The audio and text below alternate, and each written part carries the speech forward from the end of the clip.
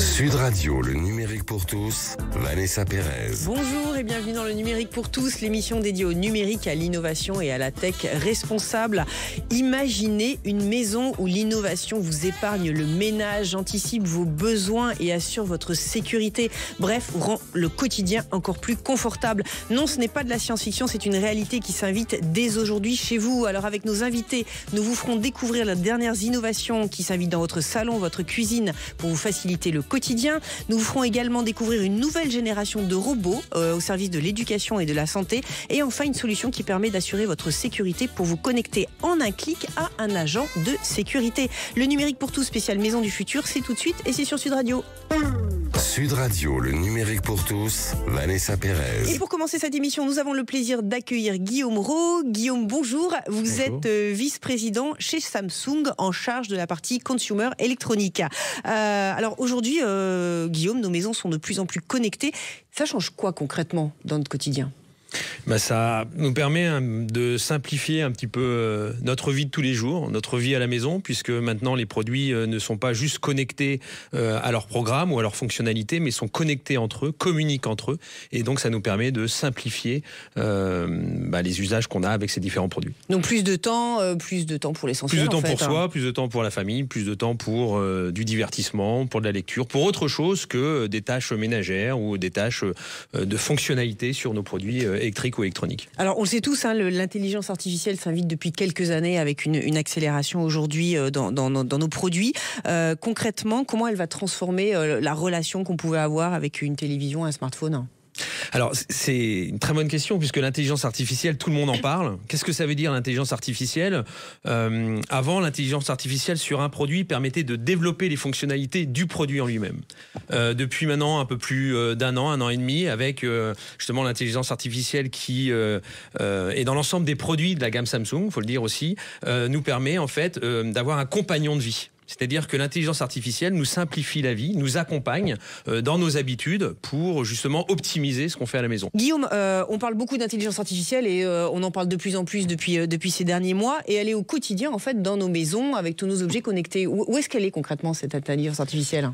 Bien, vous pouvez définir des scénarios. Par exemple, le matin, quand vous voulez vous réveiller à 7h, en fait, vous programmez l'ensemble de vos produits pour que le volet s'ouvre 10 minutes avant votre réveil, que la lumière monte progressivement dans votre chambre, ça connecte votre machine à café et ça lance la musique. Alors, on peut dire quelque part que c'est un compagnon de vie ?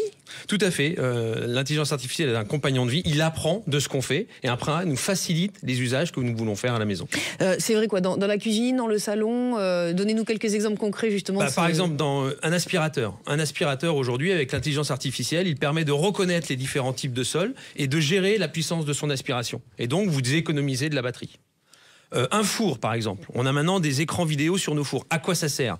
C'est très simple. Vous mettez un plat dans le four, il reconnaît avec la caméra le type de plat que c'est et vous propose un type de cuisson et une surveillance de votre plat. Réfrigérateur, c'est encore plus simple. À chaque fois que vous ouvrez votre réfrigérateur et que vous mettez un ingrédient dans votre réfrigérateur, il le scanne et ensuite il le répertorie. Le lendemain, vous venez, il vous dit voilà, il vous reste des tomates, du jambon, etc. Voilà quelle recette vous pouvez faire. Ou attention, les yaourts que vous avez sont en date de péremption. Demain, vous devez les manger. Donc, il vous propose des choses. Il améliore votre quotidien, il le simplifie en vous donnant des petits guides pour pouvoir mieux consommer ou mieux organiser votre vie à la maison. Mais ça, c'est une réalité qui est d'ores et déjà dans certaines maisons, ou alors c'est de la science-fiction ? Non, c'est une réalité. Depuis maintenant, je pourrais dire que depuis un an, l'ensemble de nos produits sont connectés avec l'intelligence artificielle et permettent justement d'avoir l'ensemble de ces scénarios à la maison. Alors, j'ai envie de vous demander, si tout est connecté, il n'y a pas un risque quelque part de hacking ? On en parle de plus en plus. Alors, ce qui se passe sur nos téléphones mobiles ne risque pas... Alors, je ne sais pas si sur un réfrigérateur, il y a un risque, mais on va savoir de plus en plus de choses sur nous et donc on est de plus en plus vulnérable. Alors c'est sûr qu'aujourd'hui on a des protocoles de sécurité sur l'ensemble de nos produits, puisque l'ensemble des produits communiquent entre eux pour nous protéger sur la diffusion des données. Alors ça, de manière plus complexe, on va parler un petit peu de comment ça fonctionne, parce que ça peut être intéressant. Vous êtes dans un écosystème ouvert, Samsung. C'est quoi cette particularité ? Expliquez-nous justement cette philosophie de l'ouverture. Justement, quand on parle de maison connectée, c'est le champ des possibles.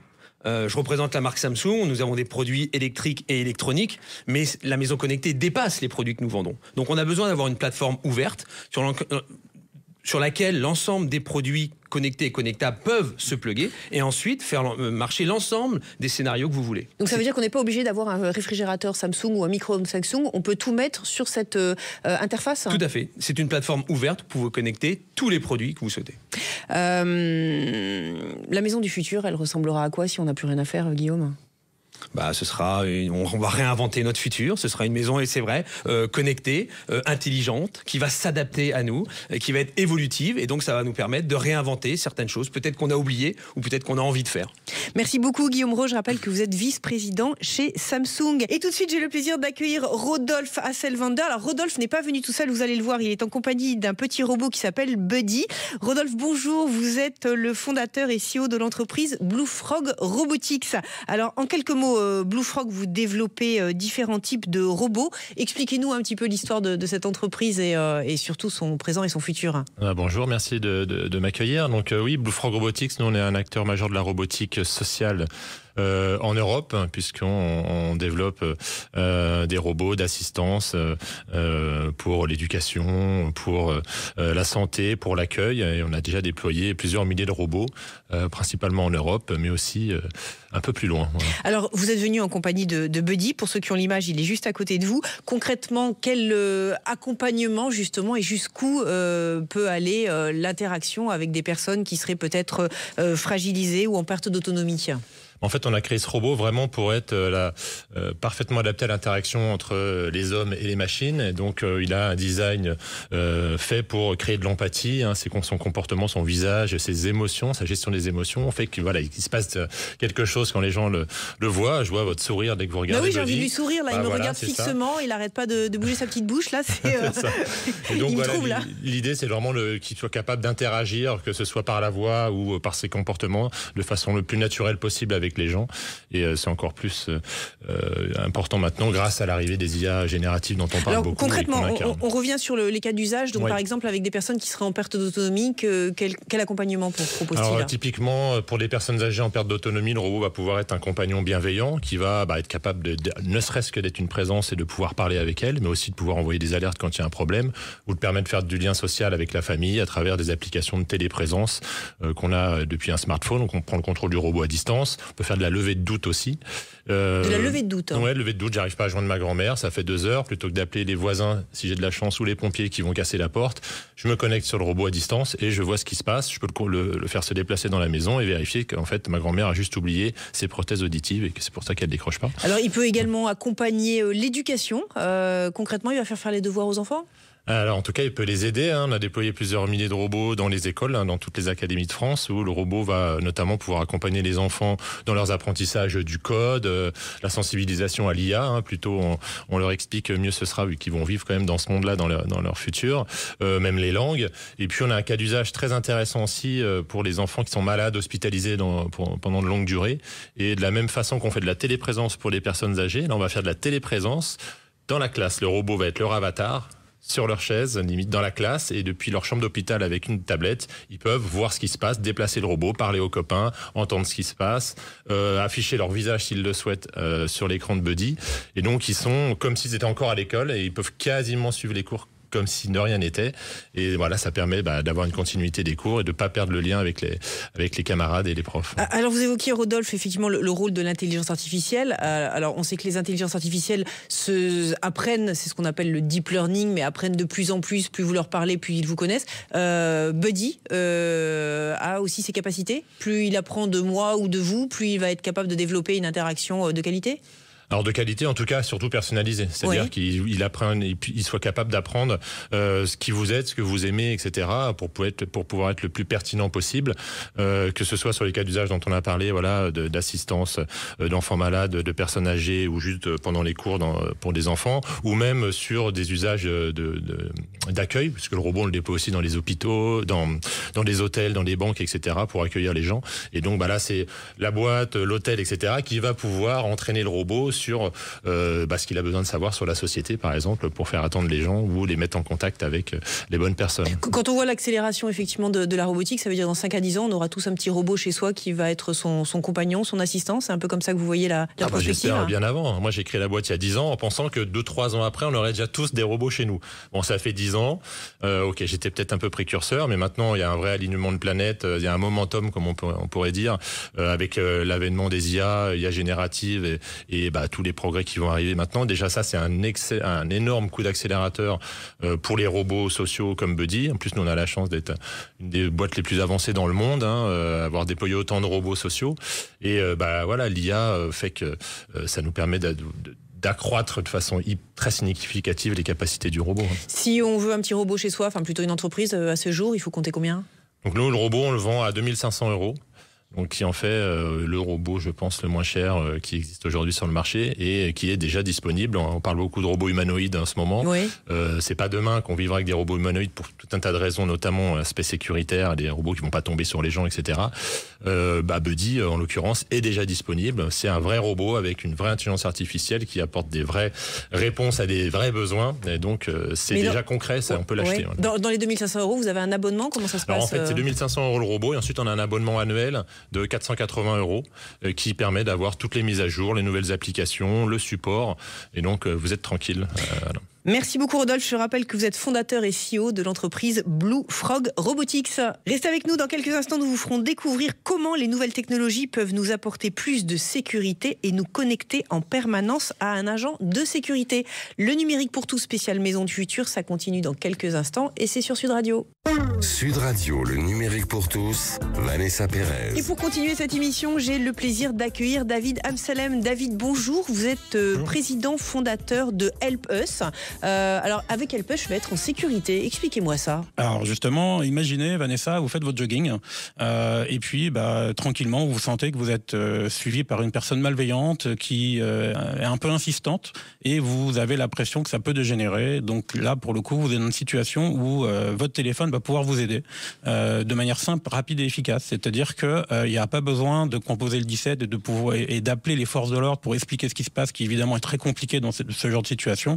Vous avez simplement, en un clic, vous appuyez sur un bouton qui s'appelle SOS, qui va vous relier directement à une cellule sécurité privée professionnelle, leur permettant de vous localiser et d'écouter tout ce qui se passe autour de vous pour justement qualifier la situation et voir si ça dégénère. Alors concrètement, parce que j'ai mon téléphone dans la poche, je sens que ça va pas bien, ce bouton, je le vois facilement parce qu'il faut quand même faire 2 ou 3 manipulations, je déverrouille, j'appuie. Comment ça se passe visuellement ? Alors, visuellement, déjà, la plupart des personnes qu'on croise dans la rue et même celles qui font leur jogging, on peut le voir, ont quasiment tous leur téléphone déjà en main. Si on peut observer, on peut l'observer. On peut l'observer quotidiennement. Donc c'est-à-dire qu'il suffit simplement d'ouvrir l'application. En fait, il y a 2 clics, ouverture et vous avez le bouton SOS qui est directement sous votre pouce. Vous avez simplement à appuyer. Pas besoin de regarder. Vous savez où est votre application. Il faut évidemment qu'elle soit dans les parties des applications principales. Vous savez qu'on est en bas du téléphone. Oui. Évidemment, il ne faut pas qu'elle soit à la 5e page de votre téléphone, bien évidemment. Et donc à partir de ce moment-là, en appuyant sur la touche SOS, tout se fait tout seul. Mais ça veut dire que tout le monde va avoir une sorte de gendarme ou de policier dans la poche qu'on peut solliciter dès qu'on se sent hypothétiquement agressé ?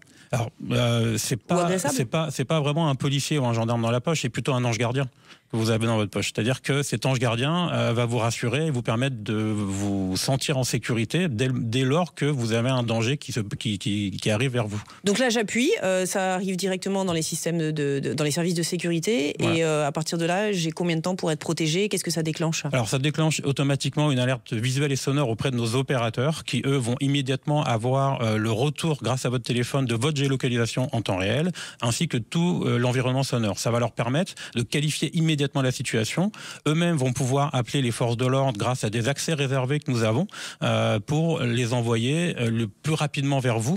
Alors les forces de l'ordre, eux, ont évidemment, ils vont avoir la localisation de votre téléphone parce qu'on va pouvoir leur transmettre un lien éphémère qui leur permet eux-mêmes d'avoir votre localisation et d'entendre ce qui se passe. À partir de là, ils ont évidemment la localisation de leurs véhicules les plus proches. Donc les forces de l'ordre les plus proches vont intervenir dans un délai très court.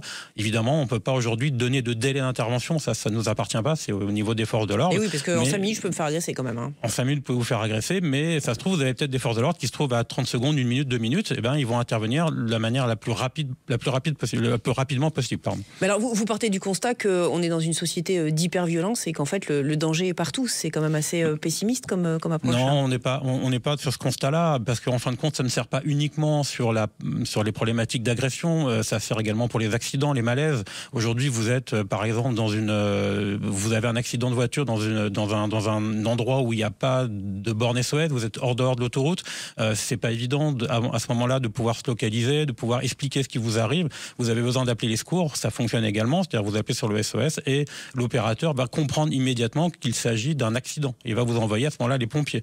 Donc vous voyez, c'est quand même quelque chose d'utile parce que malheureusement, on est tous aujourd'hui, tout à chacun, on a la possibilité malheureusement d'avoir un problème qui peut nous arriver. Donc d'avoir cet ange gardien dans la poche permet de nous rassurer, de pouvoir faire face rapidement et efficacement à ce type de problème. Vous avez des témoignages d'utilisateurs dont vous avez quelque part sauvé la vie, si je peux le dire ainsi ? Alors on a effectivement, alors même si évidemment on ne peut pas communiquer de détails bien précis sur ce genre de témoignages, mais on a eu des cas. Alors on a eu un cas justement, je parlais d'accident, donc un motard qui a eu un accident de moto. Alors il faut savoir que notre application permet aussi de témoigner, donc il y a une touche témoin, donc si vous êtes témoin d'un incident, plutôt que d'appeler simplement, vous appuyez simplement sur la touche témoin, et donc grâce à un témoin, ce motard qui a eu un accident a pu avoir les secours très rapidement sur les lieux de l'accident. On a eu également aussi une agression à la sortie d'un hôtel qui a bien dégénéré, et là on a eu plusieurs témoins qui nous ont fait appel à nos services et on a pu envoyer les forces de l'ordre très rapidement.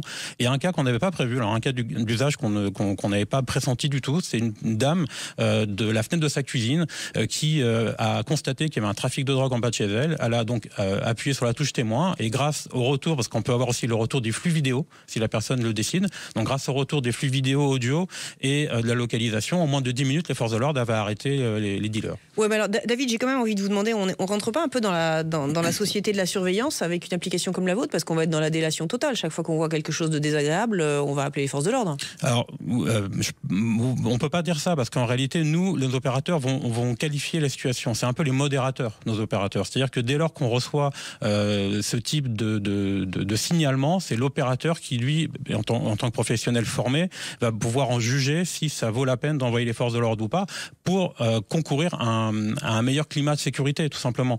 L'idée, c'est pas de dénoncer, c'est de protéger et d'être rassuré.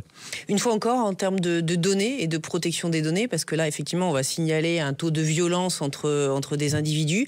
Comment s'assurer que les données sont protégées ? Alors évidemment, on respecte de manière scrupuleusement les obligations de la CNIL et des RGPD, bien évidemment. Les données sont cryptées de manière très forte chez nous. Toutes les données, les remontées qu'on a des alertes sont stockées sur nos serveurs et gardées pendant 30 jours et ensuite effacées. Évidemment, s'il s'avère qu'une alerte n'est pas avérée, c'est effacé immédiatement. Il faut savoir que tout ce que va être remonté ne reste pas sur les téléphones mobiles des personnes, parce qu'on peut évidemment filmer également, donc ça c'est obligatoire, on peut pas filmer à l'insu et diffuser des images, donc nous c'est gardé chez nous et c'est simplement gardé en cas de réquisition judiciaire, parce qu'ici il peut y avoir des affaires, notamment en cas de violence conjugale par exemple, où il nous est demandé par réquisition judiciaire de transmettre ces éléments-là, car c'est enregistré et sauvegardé pour une durée de 30 jours maximum. Ok, je rappelle donc Help Us, disponible sur iOS et sur Android. Merci beaucoup David Amsalem. Merci Vanessa. Le numérique pour tous, c'est fini pour aujourd'hui. Je rappelle que vous pouvez retrouver toutes nos émissions en podcast sur l'application Sud Radio et sur vos réseaux sociaux préférés. Il est temps pour moi de vous souhaiter une excellente fin de week-end et de vous dire à la semaine prochaine.